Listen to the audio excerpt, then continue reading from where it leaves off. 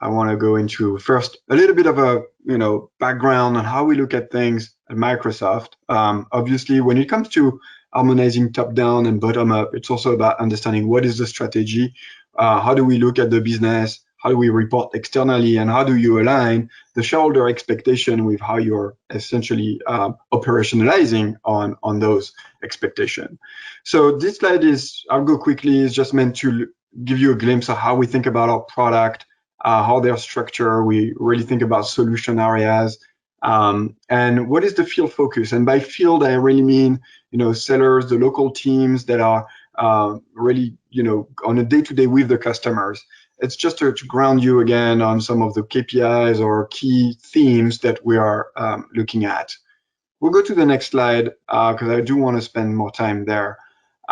First, here again, I'm just going to give you an overview of the different teams so you understand how at Microsoft we're a little bit organized and where do I sit and how, it gives you more context into the next few slides I will go through. But on this slide, what I want to point your attention is the bottom of the slide. On the left-hand side, you can see there's the field commercial sales finance team. These are, all your teams across the globe, France, UK, Germany, you name it, right? All of your local finance team at the country level. And they will work with their local business partners around forecasting, planning, day-to-day revenue insights, close business recommendation. And they will also feed those insights, feeds a lot of their forecast numbers, planning with the HQ team. And that's where I sit, this HQ commercial sales finance team that I lead at core, based in Redmond. We're looking at the sales forecast. So we consolidate the sales forecast. We also do our own sales forecast perspective. And then we have to feed this to the central finance team. Central finance team is the team that works closely with our CFO, set expectation and guidance to the street. And they will work also with the engineering group finance, which are more product, worldwide product finance teams sitting here in Redmond as well. And they would work as a triad essentially throughout different processes. So whether you think about close, earning release, forecast, or planning, we all work all together. So you get a sense of top down and bottom up here from also a team structure. I'll go into the next slide to go into more of the process. Thank you. So on this slide, what I want to really point your attention to is it's really important to optimize, forecast, planning, and really think about how do you do this, but without disrupting the sales and the execution. One thing we've been doing at Microsoft and going a little bit back and forth is how do you simplify forecast? How do you simplify planning for both the field team at the country level, but also at Corp? So we are more efficient in landing the strategy. And that's really kind of the key thing is you want to start from what is the vision, the strategy at the worldwide level, and what does it mean for the local teams? And I sit in the team in the middle that has to have this dual language of corporate, language, but also field execution language.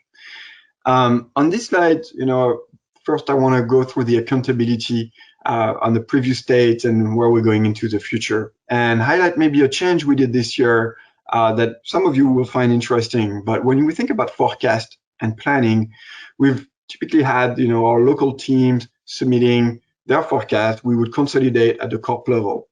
We found ourselves by doing that the field did not necessarily have all of the information in their hands. They have the information locally about the deals, but do they have all of the information about, are we doing a change in price? Are we doing a change in strategy? Is there more of a macro element they need to consider? And also from an accuracy perspective, we saw an opportunity to make improvement. So that's why we set ourselves to also build a guidance at a worldwide level. So that would be something that my team will own and drive with the field teams to help them think about the next quarter, right? This is really about the forecast in that scenario. And when we were doing this for budget with the target cascade, for forecast, it was really new. And I think a great addition to help our field teams also understand, okay, for some products which are more strategic than others, what is the thinking? How do I need to think about the P times Q, the drivers? Is there something changing? that I need to take in consideration. So that was a new thing that really helped, and we gained accuracy point by doing so. The level of details in the middle of the slide is interesting. So while this is probably a different language, I want to focus to you around the lines, the number of lines.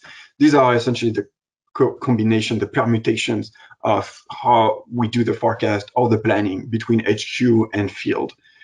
In the past, we've really simplified on the field. We have about 300 lines. That means that they need to provide when they were doing a forecast, right? And we would consolidate this for all of the sub-region across the world, or the areas, I should say, and look at their assumption, their P times Q.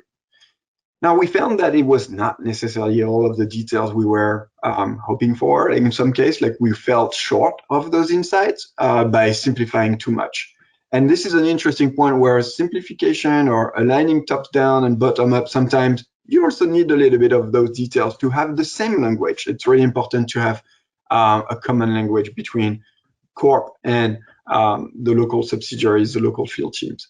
That's why, as we look into the future, we kind of went back and increased a little bit the details for our local finance teams. But I should say that where some of you may find this counterintuitive, we actually, through the right tooling, enable that.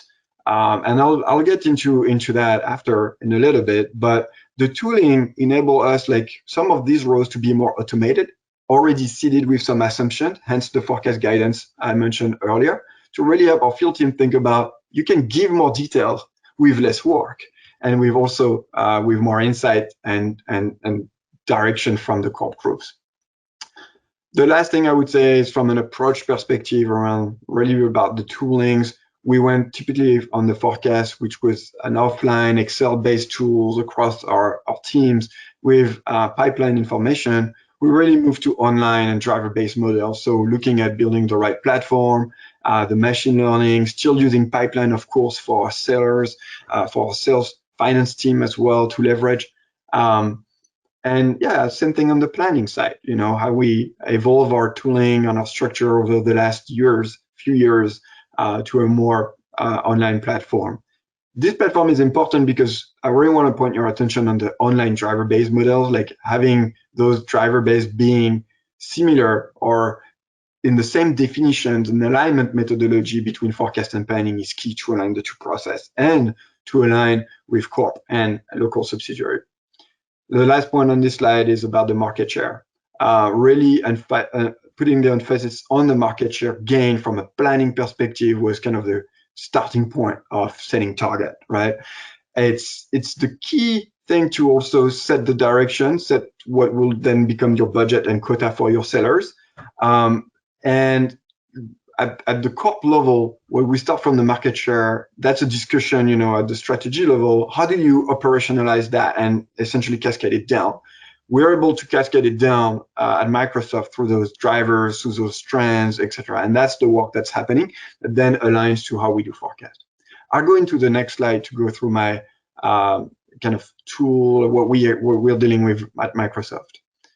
So I touched on the methodology alignment. You heard me talk about how we go from market share gain to like common definitions, level of details, but that cannot happen without a good tool. And one of the tools we're using on the sales side that our sales finance team are using is called Commercial Product. It's a platform that we use with different methods embedded into the platform. So we have like pipeline methods. So my team will look into, okay, what does the pipeline say? What are the next large deals that are coming, we're working on for the next quarter? What is that telling me?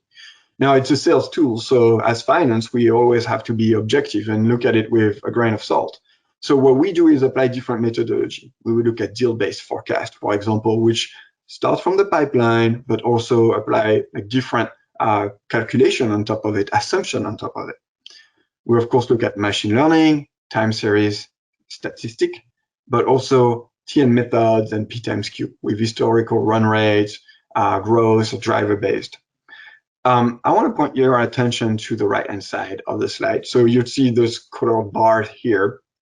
And what's interesting with those kind of point of views is I want to show you, like, when we go through a forecast round, we essentially triangulate by putting all of the information together. And this view really helped my team, help my CFO make a decision on how we think about the forecast for next year.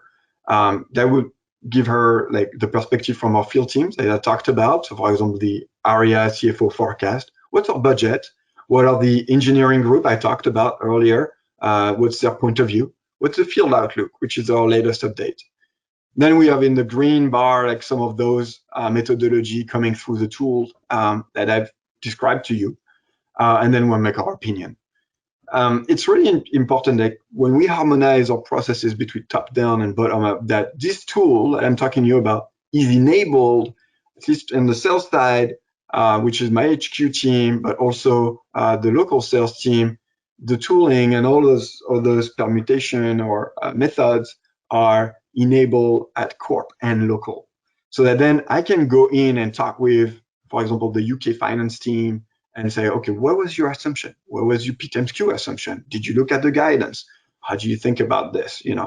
And that enables alignment on a whole level of conversation, really, which is really powerful.